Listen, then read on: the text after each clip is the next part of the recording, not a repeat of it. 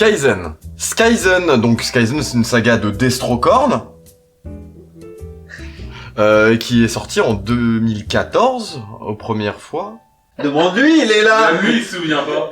Je peux lui demander, il est là-bas. C'est quand que t'as fait ça? Skyzen, donc c'est une saga de Destrocorn qui a été sortie en 2014 et qui est une sorte de thriller psychologique où la majorité de l'action se passe dans la tête d'un personnage. Dans la tête d'un personnage dont la personnalité a disparu. Et il y a plusieurs autres personnalités qui vont à tour de rôle prendre le pas sur le corps du personnage pour le faire agir et vivre dans le monde réel. Bon, on a essayé les souvenirs, ça marche pas. Les activités, ça marche pas. Les bons moments avec amis et petites copines, ça marche pas. Mon panel de solutions se réduit de jour en jour. On retrouvera jamais Simon de toute manière.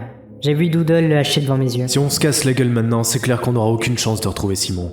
Pour une fois, Jack, j'aimerais que t'arrêtes de pleurer. Je peux pas.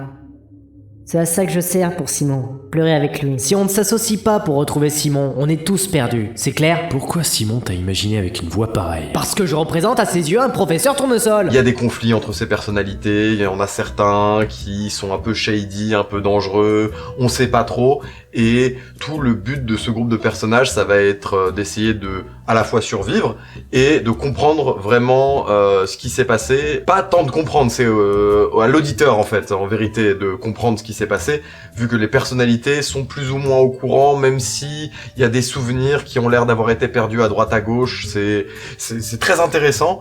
Il y a un seul défaut à Skyzen, c'est son nom.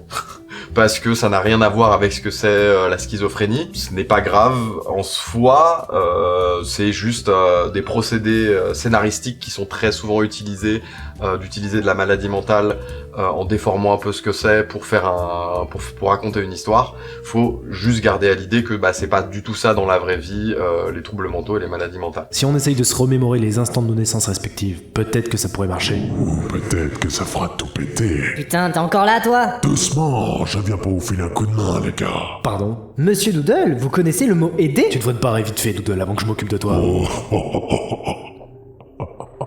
Tu crois que c'est parce que t'as défendu Simon contre un chien du collège qui l'emmerdait que tu pourras me casser la gueule? Tu m'as pourtant bien regardé, tandis que je lui tranchais les mains avant de lui planter un hachoir dans la tête. Ta gueule! Viens! Un de plus, un de moins, qu'est-ce que ça change? Fermez-la, tous les deux! Skyzen, c'est typiquement une saga qui n'est pas à classer dans les sagas comiques. C'est une saga qui est plus proche de l'horreur psychologique, du thriller, avec un petit sous-texte malgré tout d'horreur sociale. Je la recommande chaudement. Si vous avez pas trop peur de l'écouter dans le noir la nuit, ça peut être une expérience assez intéressante. J'aurais pu, par exemple, vous décrire un peu les personnalités qui sont au contrôle du corps du personnage, mais ça fait partie vraiment de ce que tu découvres au fur et à mesure. La structure de la saga, elle est montée de telle sorte à ce que chacune des personnalités soit au centre d'un des épisodes jusqu'au débouché final. Et ça veut dire qu'à chaque fois, on se retrouve à réécrire la trame de l'histoire dans nos têtes pour comprendre, parce que il y a certaines des personnalités qui mentent, il y a certaines des personnalités qui se trompent, il y a certaines des personnalités qui ont des périodes d'amnésie, des choses comme ça. Ça donne une histoire qui est racontée de plein de facettes en même temps, et pour terminer sur un final final.